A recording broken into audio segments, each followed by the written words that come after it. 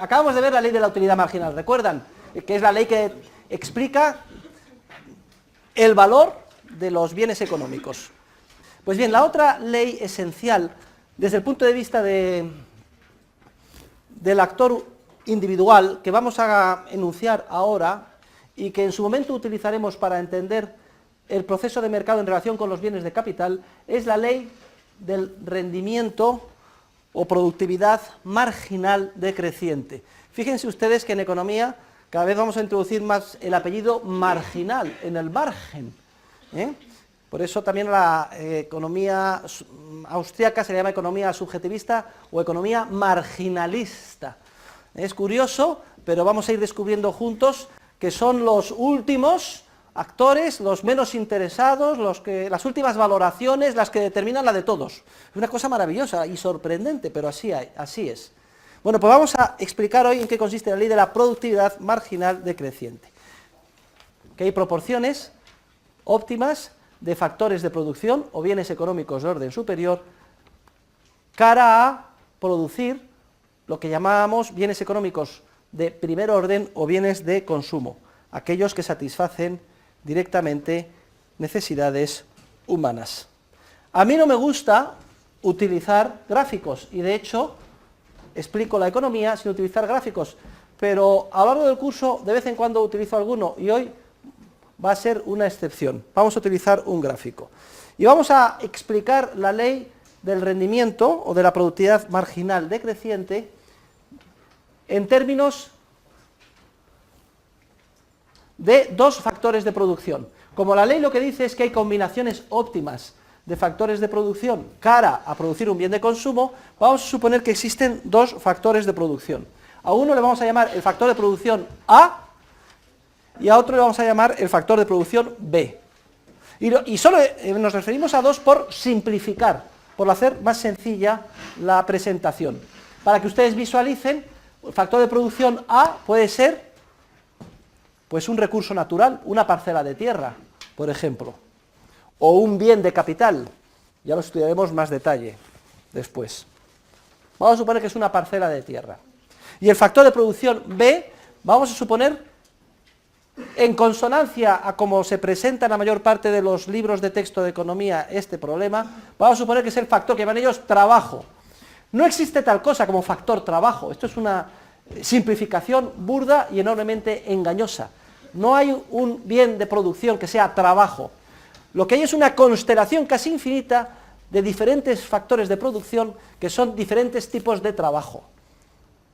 Hay trabajadores, yo que sé, especializados en dar clases, hay gerentes, hay másteres en dirección de empresas por Estados Unidos, por el INSEAD, hay mandos intermedios, hay especialistas de primera, de segunda, de tercera en cofradores, miles y miles de factores de producción, trabajo distintos. Pero bueno, para simplificar vamos a considerar como si el factor trabajo fuera una cosa homogénea, igual y uniforme. Y vamos a suponer que uno de estos factores es un factor fijo, en el sentido de que su cantidad, la cantidad disponible para el actor empresario no aumenta, está dada. Supongamos que el factor A es el factor fijo. Y para que lo visualicemos, vamos a suponer que el factor fijo es una parcela de tierra que va a ser cultivada, por ejemplo, de la extensión de esta clase. Y el factor B vamos a considerarle que es el factor variable, en el sentido de que vamos a considerar que están a disposición del actor, del empresario, un número variable de unidades. O dicho de otra forma, que puede contratar más o menos unidades de ese factor trabajo. Estamos en un bufete de abogados, se pueden contratar más o menos abogados. Yo tengo una fábrica de automóviles y puedo contratar más o menos mano de obra para el montaje de la fábrica de automóviles. Bueno, pues lo que dice la ley es que suponiendo que el factor de producción A, la parcela de tierra, este rectángulo de clase hoy, sea fijo, suponiendo que A sea fijo, ¿qué pasa si empezamos a incrementar el número de unidades del factor complementario? En este caso el factor trabajo, concretamente a agricultores. Tenemos la parcela de tierra y decidimos como empresarios contratar una primera unidad del factor variable B de mano de obra, de trabajo, que puede ser un trabajador o una hora de trabajo de agricultor, que empieza a trabajar en esta parcela de tierra. Como es un factor variable, el empresario puede decir, bueno, pues no voy a contratar solo un trabajador, voy a contratar 2 trabajadores. ¿Y por qué solo 2? Vamos, en esta parcela podemos trabajar incluso hasta 3, si es un huerto. ¿Qué pasa con la producción final en forma de bienes de consumo? Supongamos que el proceso productivo va a madurar en forma de patatas, lo que vamos a cultivar es patatas. Pues lo que dice la ley es que si tenemos un factor de producción fijo y vamos incrementando el número de unidades del factor variable, que si tenemos un factor de producción fijo, la parcela de tierra, y vamos incrementando el número de trabajadores que la cultivan, lo que dice la ley es que en términos de bien final de consumo, el resultado es que al principio, conforme aumentamos el número de unidades del factor variable, el número de trabajadores, la producción en forma de patatas al principio crece más que proporcionalmente. Un solo trabajador en esa parcela pues hace poco, pero ya en cuanto hay 2, resulta que la producción final de patatas más que se duplica. Y si se pone 3, más que se triplica. Y eso ocurre durante o a lo largo de un número determinado de unidades adicionales del factor variable.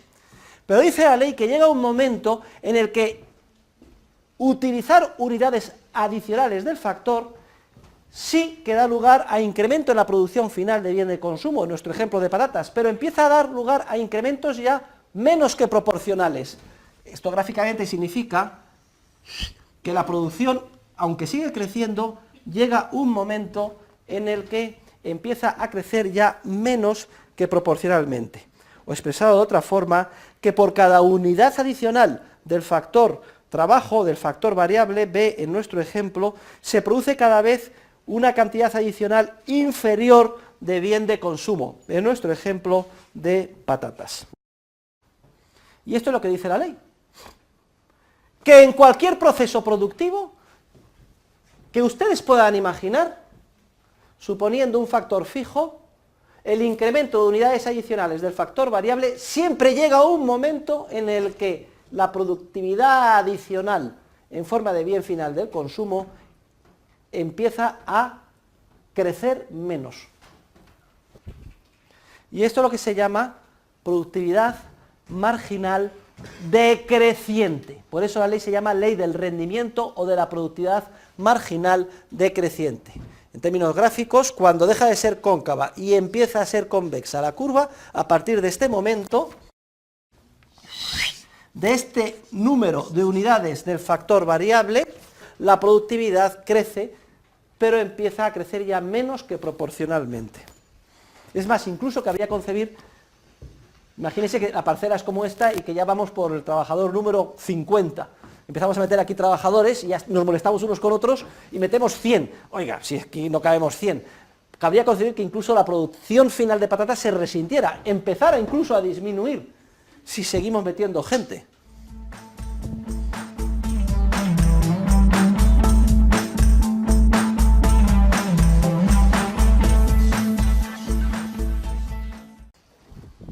Vamos a demostrar por qué es praxeológicamente cierta la ley de la productividad marginal decreciente.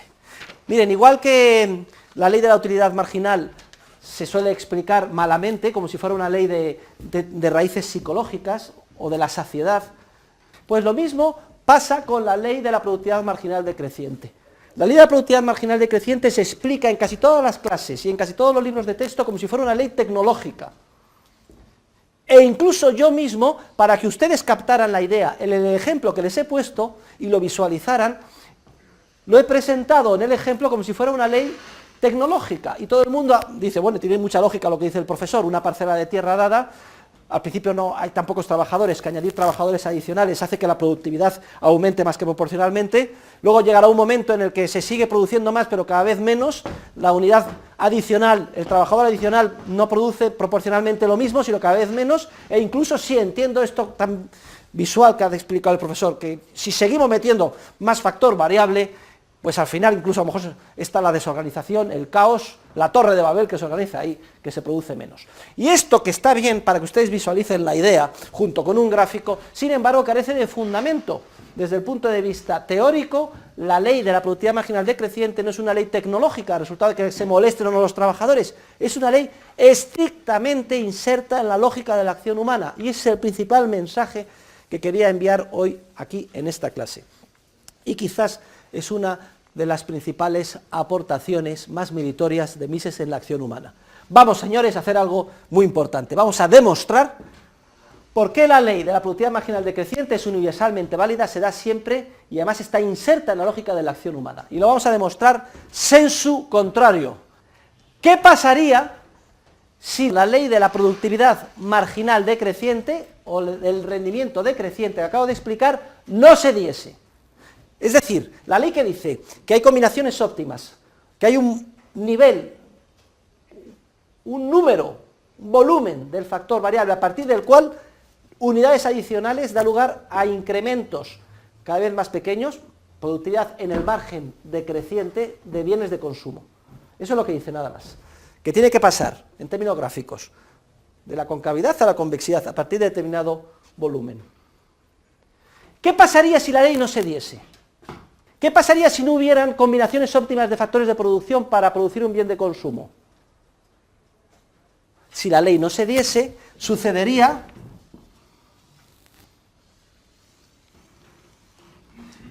si no se da la ley, por eso estamos haciendo una demostración a sensu o sensu contrario, significaría que aumentando las unidades del factor variable, en nuestro ejemplo, los trabajadores, el crecimiento del producto final, en forma, en nuestro ejemplo de patatas, seguiría siendo más que proporcional. ¿Seguiríamos metiendo trabajadores? ¿Y qué pasaría con la producción de patatas si no se diera la ley del rendimiento decreciente? Continuaría por aquí. Miren ustedes por dónde va la curva, ¿eh? Sigo por arriba. Es que llego arriba al techo y me paso al piso siguiente. Y sigo metiendo trabajadores. Piso tercero, cuarto, llego a la cubierta y continúo hasta el cielo. Podríamos conseguir cualquier producción ilimitada de patatas simplemente incrementando el número de trabajadores. ¿Y esto qué significaría? Respecto del factor fijo, respecto del factor dado, respecto de la parcela de tierra que hemos considerado en nuestro ejemplo, significaría que tendría una capacidad productiva esa parcela de tierra ilimitada y por tanto que no sería un bien económico, un recurso escaso, sino que sería un bien libre. Luego, por fuerza, tratándose de bienes económicos de orden superior, factores de producción, y todo bien económico por definición ha de ser escaso, es decir, no suficiente para conseguir todos los fines que pretenden lograr los actores, por fuerza ha de darse la ley de la productividad marginal decreciente, porque si no se diera, ello implicaría que el bien económico de orden superior o factor de producción, considerado fijo en el ejemplo, sea el que fuere, tendría una capacidad ilimitada de producción, con lo cual dejaría de ser un bien económico, dejaría de ser escaso, sería un bien libre. O dicho de otra forma, para ningún empresario sería una restricción la tierra o el factor considerado fijo, porque como tiene una capacidad de producción ilimitada, nadie se molestaría en economizarlo, no tendría precio de mercado, sería como el aire que respiramos, que lo damos por supuesto, y que nadie se molesta en economizar, ni en asignar cuotas de propiedad privada, ni en intercambiar, porque tiene una capacidad de producción ilimitada. Luego, por fuerza, inherente en la lógica de la acción humana y de la naturaleza del ser humano, partiendo, siendo el presupuesto, todas las leyes económicas son universalmente, apodícticamente válidas, y se dan siempre que se dan sus supuestos. Partiendo de los supuestos de que ambos factores de producción son limitados y escasos, por fuerza ha de darse la ley de la productividad marginal decreciente. Y esta ley la dejamos aquí aparcada porque es muy importante, porque sin esta ley no podremos entender dentro de 2 meses cómo se determina el precio de los factores de producción. ¿Qué es lo que determina el precio del factor de producción trabajo? Los salarios. ¿Qué efectos tiene un aumento de la población o un aumento del capital bien invertido que manejan los trabajadores? Toda la teoría del capital y toda la teoría del ciclo son incomprensibles si no entendemos que la naturaleza de las cosas es tal que, desde el punto de vista de la valoración subjetiva, es la ley de la utilidad marginal la que determina el valor de los bienes económicos, y desde el punto de vista de las proporciones de los bienes de los económicos de orden superior o factores de producción complementarios están sometidos a la ley de la productividad marginal decreciente. 2 leyes básicas sobre las que pivota nuestra disciplina.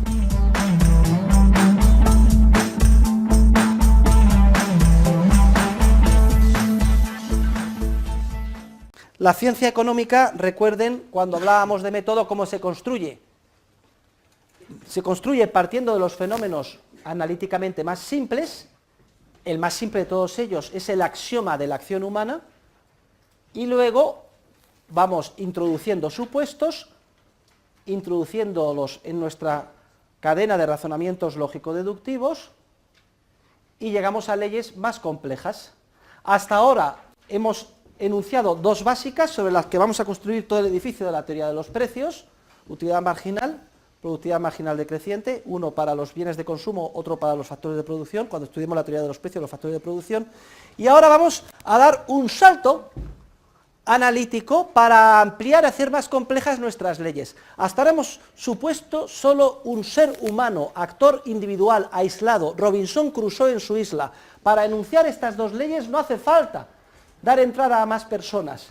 Empezamos construyendo la economía considerando que solo hay un ser humano aislado, porque es analíticamente lo más sencillo. Hemos estudiado la acción humana, la función empresarial, sus componentes, la ley de la utilidad marginal y la ley del rendimiento. Hoy vamos a dar un salto teórico y vamos a suponer que llega ya viernes a la isla de Robinson Crusoe, que ya no son 1, sino que son 2. ¿Y por qué solo 2? Pueden ser que sean 3, 4, aparezca una tribu. Vamos a dar entrada ya a la acción en el marco de la sociedad. Ya definimos en su momento qué era la sociedad, y veíamos que la sociedad no es algo antropológico, aunque muchas veces se nos la presentan con el símil de un ser humano, una visión antropológica de la sociedad. Por ejemplo, España ha decidido, como si España tuviera patas, mente y decidiera cosas, o Alemania declara la guerra a Polonia. ¿Pero qué es esto de que Alemania? ¿Dónde está Alemania? Declara la guerra. Son formas de hablar, y ojo, muy a menudo caemos en este error, y pensar que la sociedad dice, piensa, quiere.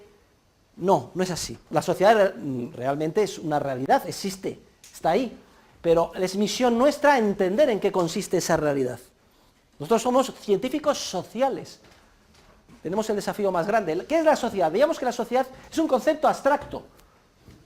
La sociedad no se puede tocar. Venga, voy a tocar a la sociedad, o voy a preguntar a la sociedad qué quiere. Decimos que la sociedad es un proceso, y que un proceso es una estructura dinámica, constituida de elementos.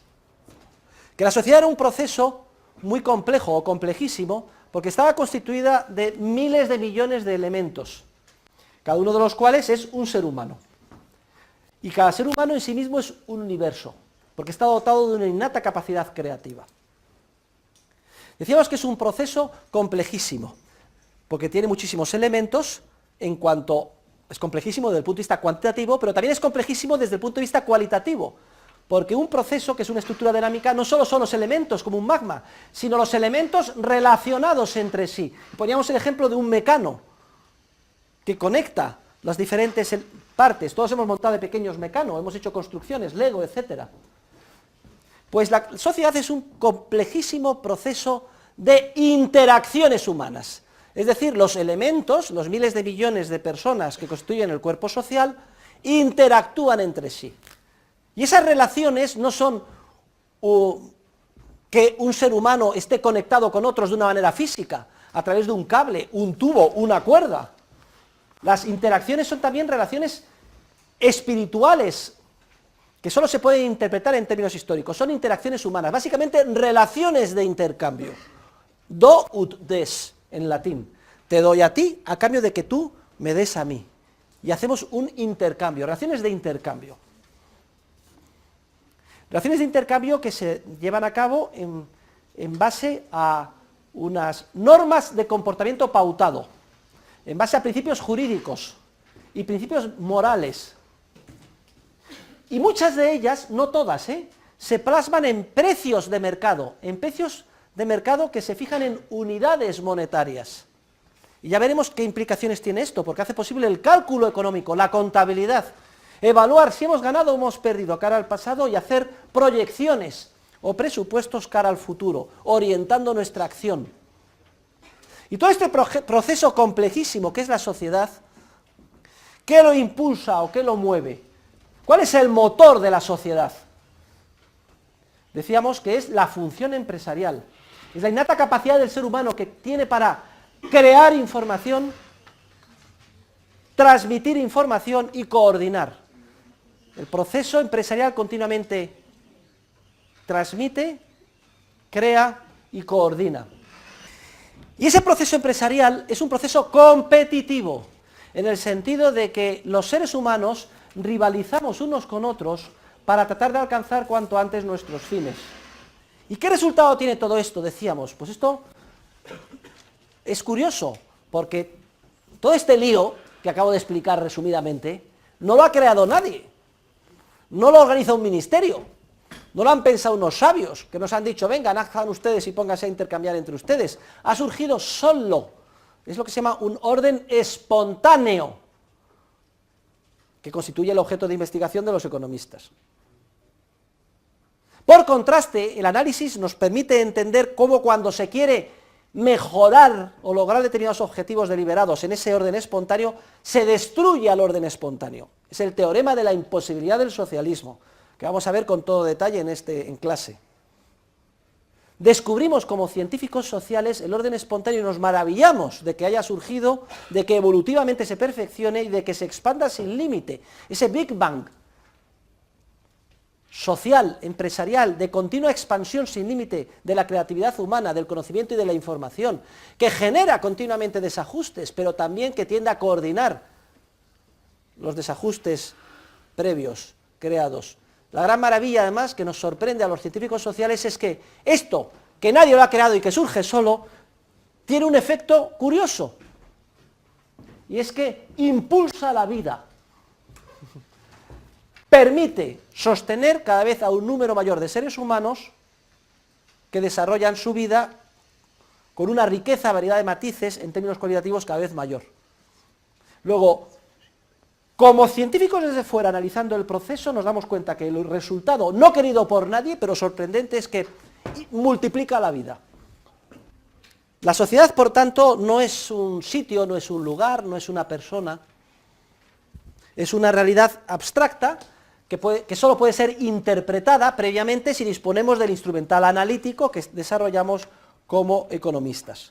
La sociedad no piensa, la sociedad no decide, piensan o deciden y actúan los elementos, los miles de millones de elementos que forman parte del proceso social, que son los seres humanos, los hombres y mujeres que constituyen el proceso social, pero no la sociedad. Es una ilusión. Y además muy peligrosa pensar que las sociedades tienen una existencia al margen de los individuos que las constituyen y que son capaces de actuar, porque no es así. A los estatistas les interesa que los seres humanos caigamos en el error conceptual de pensar en términos omnicomprensivos, como si la sociedad existiese. Porque lo que quieren es que los seres humanos estén sometidos a una voluntad superior, que sería esa sociedad. Y les interesa porque toda la legitimidad de los que ejercen el poder se basa en tener a los ciudadanos convencidos de esa idea, de que son como si dijéramos elementos microscópicos de un organismo que piensa al margen de ellos y decide, y al que debemos sacrificarnos. Y en base a eso ya entendemos, Alemania declaró la guerra a, o Francia e Inglaterra declararon la guerra a Alemania. ¡Es mentira! Francia ni Inglaterra declararon la guerra a Alemania. Determinadas personas concretas, y además una minoría muy pequeña, hizo tal declaración y firmó diciendo como si Alemania o Francia, o etcétera, hubieran declarado. Y mandaron a las trincheras a otras personas que no tenían nada que ver o que no estaban implicados, pero que en base a este error conceptual aceptaron. Pero todo esto es una ficción que no se corresponde con la realidad, pero que puede tener efectos trágicos si es que la gente se la cree. Y es misión de los científicos sociales deshacer este mito omnicomprensivista, de la concepción omnicomprensivista de la sociedad. Por eso dedica tantas páginas la acción humana a desmontar el holismo, o la concepción comprensivista de la sociedad como si fuera un ente antropológico que decide, piensa o actúa al margen de sus miembros.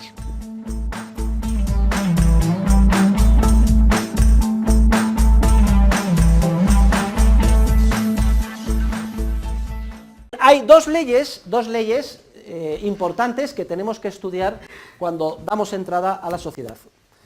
Una tradicionalmente se llama la ley de la división del trabajo y la otra es la ley de asociación de Ricardo. Sobre la ley de la división del trabajo, comentar lo que ya vimos, no me voy a extender más. Para empezar, que el nombre es erróneo. Lo que pasa es que ha adquirido carta de naturaleza desde Adam Smith, división del trabajo. La conceptualización moderna de la economía exige modificar el nombre de la ley. La ley de la división del conocimiento o de la información. Veíamos que los seres humanos se dan cuenta empresarialmente que salen ganando si cada uno se especializa en aquello en lo que tiene una ventaja comparativa. Y les ponía el ejemplo de una película, La leyenda de Jeremías Johnson. Cada uno encuentra una actividad en la que tiene ventaja comparativa y entonces si se especializa en esa actividad e intercambia los resultados de su esfuerzo con los del otro que se especializa en otra actividad, conjuntamente salen ganando. Entonces hay una división horizontal y vertical del conocimiento. Y explicaba cómo ese crecimiento de la división del trabajo solo es posible si cada vez se sustenta en un número mayor de seres humanos. O expresado de otra forma, que la condición necesaria para el desarrollo económico es el incremento continuo de la población.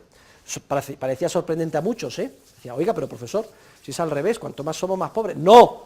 Podemos ser muchos y ricos, o pobres y pocos, esas son las alternativas. La pobreza no es resultado nunca del aumento de la población. La pobreza es resultado del socialismo, como veremos en su momento. Lo que pasa es que interpretan ustedes en términos políticos socialismo, si quieren ustedes digan del estatismo, es decir, de poner chinas en ese proceso espontáneo de cooperación social. Me da lo mismo el partido que lo haga. Hay partidos de derecha que son mucho más socialistas que los de izquierdas. O da lo mismo, son prácticamente todos iguales. ¿Para qué vamos a andar con distinciones? En el siglo XIX hubo un economista inglés que procedía de familia judía expulsada de España, que se llamaba David Ricardo. Y en los albores de la ciencia económica, este economista inglés empezó a teorizar sobre el comercio internacional. Y llegó a la misma conclusión a la que acabamos de llegar nosotros en relación con las interacciones entre los seres humanos, pero a nivel de los intercambios entre los diferentes países, en el ámbito del comercio internacional. Y la conclusión era pues que salen ganando si cada país se especializa en aquello en lo que tiene una ventaja comparativa. Lo mismo que decía antes, sale ganando los seres humanos si cada uno se especializa en lo que tiene ventaja comparativa e intercambia sus productos con el otro. Lo mismo que vale a nivel individual, vale a nivel de naciones. Es curioso cómo los economistas primero intuyen esta ley en un ámbito distinto, que es en el ámbito del comercio internacional. Efectivamente, España tiene sol, produce naranjas, en cambio vayan ustedes al Reino Unido, joder, o a Polonia, todo el día lloviendo, un frío tremendo, o el norte de Alemania. Ahí es que no hay, vamos, posibilidad alguna de hacer ninguna naranja. Pero el Reino Unido tiene minas de carbón y resulta que surge la revolución industrial y empiezan a hacer pues, siderurgia, maquinaria, equipo capital. Pues la teoría de Ricardo es, nosotros los ingleses nos dedicamos a hacer máquinas, los españoles se dedican a hacer vinos, porque el Jerez es maravilloso, el Oporto también y las naranjas estupendas, y entonces la manera más barata de España de comprar maquinaria es plantando naranjas. Y la manera más barata de conseguir naranjas en Inglaterra es fabricando barcos. Fíjense ustedes lo que le costaría plantar naranjas en Inglaterra, una fortuna. Habría que construir unos inmensos invernaderos, calentarlos, soplar para que salga el sol alguna vez, imposibilidad. Igual que la manera más barata de conseguir maquinaria y naranjas en Suiza es haciendo relojes. ¿Para qué vamos a hablar de los suizos? Ahí, es que resulta que ni se puede salir de la casa 7 meses al año, porque está rodeado de nieve, y como estás ahí aburrido en tu casa y no tienes nada que hacer, pues hombre, un relojito, ¿eh?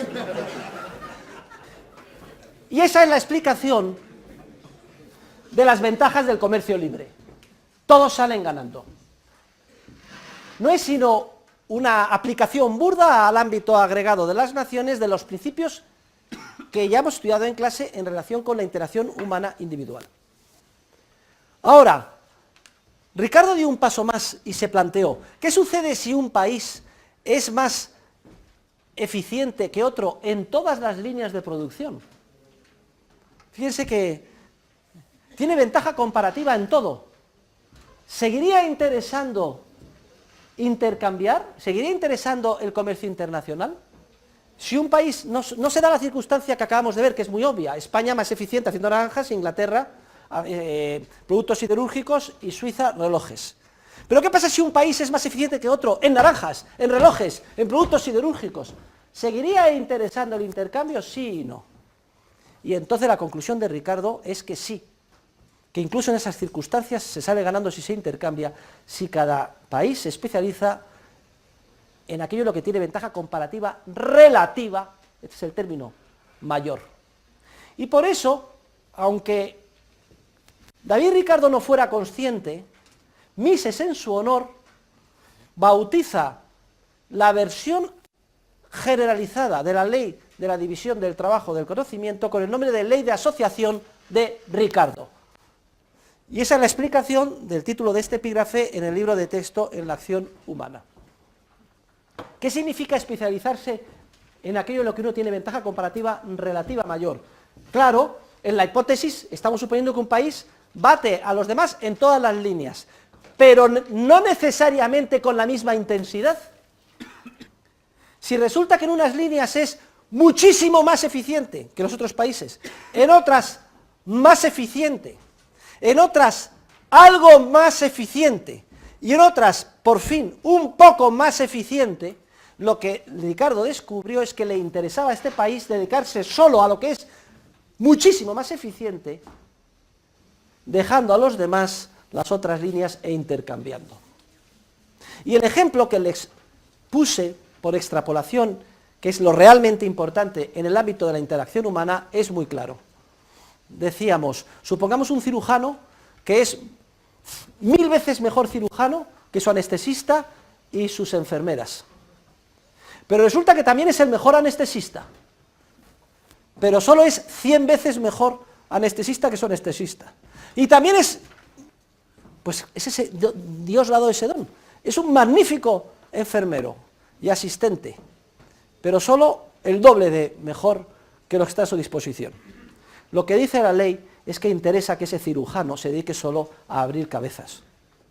Y es cierto que el anestesista que le ayudará no será tan bueno como si lo hiciera él mismo, y que la enfermera que le ayudará no será tan buena como si lo hiciera él mismo, pero no es menos cierto que el tiempo que libera al dejar al anestesista y a la enfermera que le ayuden, aunque no lo hagan tan bien como él, dedicados ese tiempo solo a abrir cabezas, en lo que él tiene con gran diferencia una ventaja relativa, en términos relativos, mayor, e intercambiando con los demás, hace que todos salgan ganando.